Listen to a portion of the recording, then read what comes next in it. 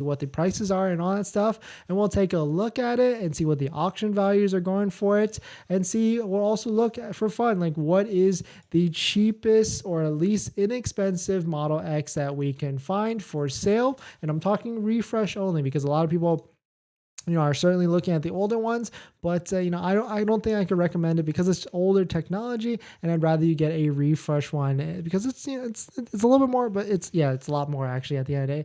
But if you're just joining in, my name is Dennis. I love talking about Tesla hacking, as I like to call it, but basically just getting the best deal on a Tesla at the best possible price, or just getting really good financing on your Tesla. So if you're interested in any of that, please hit that subscribe. And today's video is actually sponsored by my Patreon link down below in the description if you want to schedule a call with me, but more on that later. All right, so let's take a look at this. Like, what we know is, of course, Tesla reduced the price of the Model X.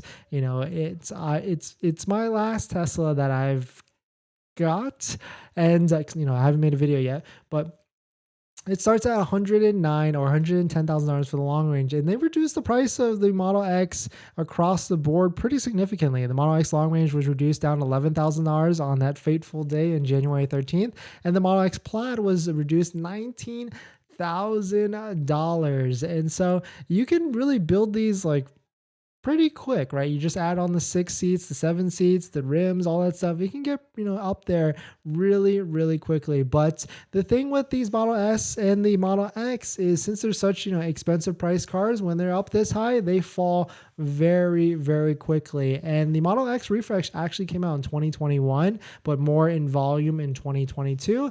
And now we're in 2023 already. So potentially there could be some, 2-year-old refresh Model X's out there, but most likely it's 1-year-old Model X refreshes out there. So take a look at the auction value, the auction data. This is probably the juiciest part of this, is that, the Model X market is starting to crash a little bit. So 2022 Tesla Model X, 4-wheel drive or 4-door sedan. You can see right here, there was some data at least a week ago, $89,000, absolutely insane, with 3,000 miles.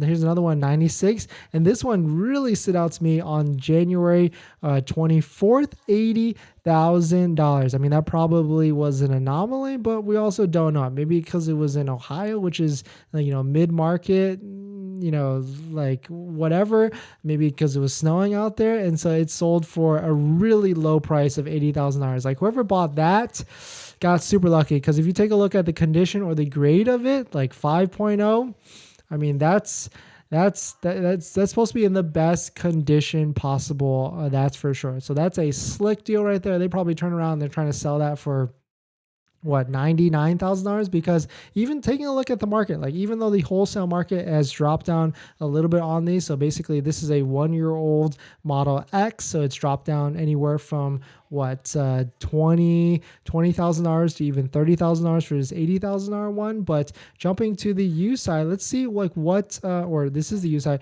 Let's see what like the cheapest Model X for sale is across the country. And because I think the last time I looked at this, we were still, ooh, wow.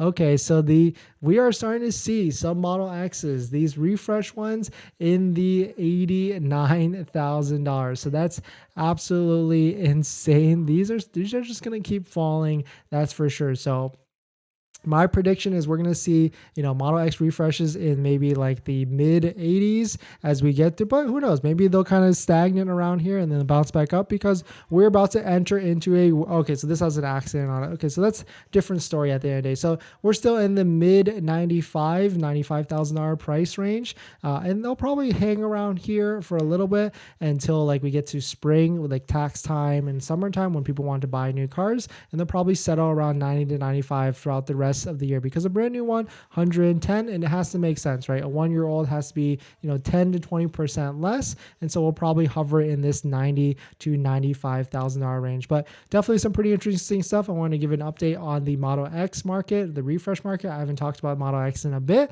and yes, I did buy one pretty recently. It's still not hurting yet. It's still not hurting yet. I think I got a decent deal at the decent price, and there will be videos on the channel where I give the whole front, back, with the delivery, the financing, my payments, how much I paid for, all of it.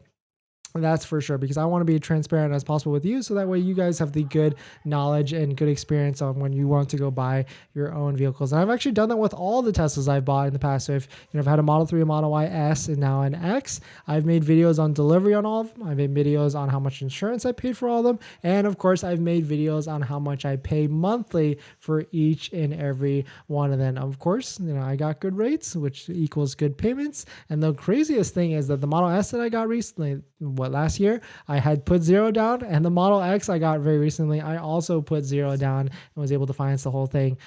So that goes to show, like, I make videos about this try and get the best deal and how to get the best financing, but I also try and use them, or of course I use them, and that's how I find them as well. So definitely some pretty interesting stuff. We're going to jump into some of the comments and some of the questions. But before we do that, this video is actually sponsored by my Patreon link. Down below in the description is a Patreon link where you can support the channel. And there's a variety of benefits, but some of them include actually scheduling a call with me, where you can ask me any questions about buying a Tesla, selling a Tesla, or even financing a Tesla. And after you join the Patreon, you get a link to my buying guide, which has links to all the resources that I use to get the best possible deal at the best possible price, including a credit union, or a couple, actually 3 or 4 or 5 credit unions on that list that have the lowest one is interest rates as low as 2.5%. So definitely check it out if you're interested. So let's jump into the comments. But can you guys hear that? Let me close my door.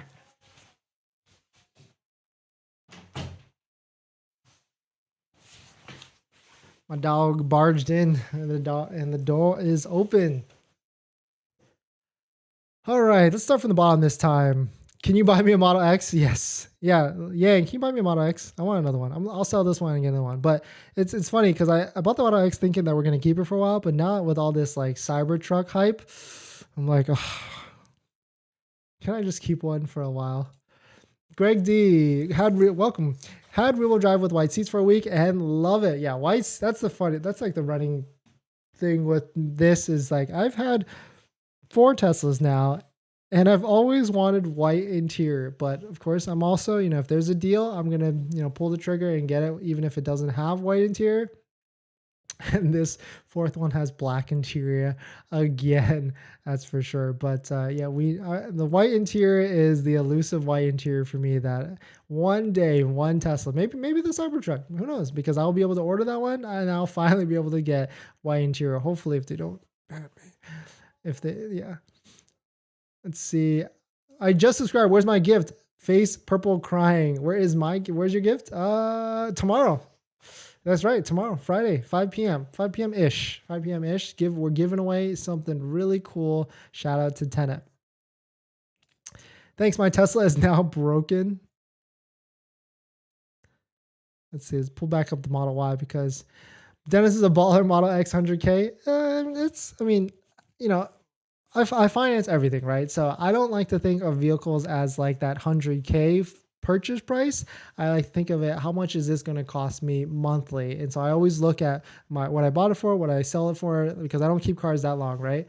What I sell it for, and then I divide it by the monthly cost, and that's what I look at, because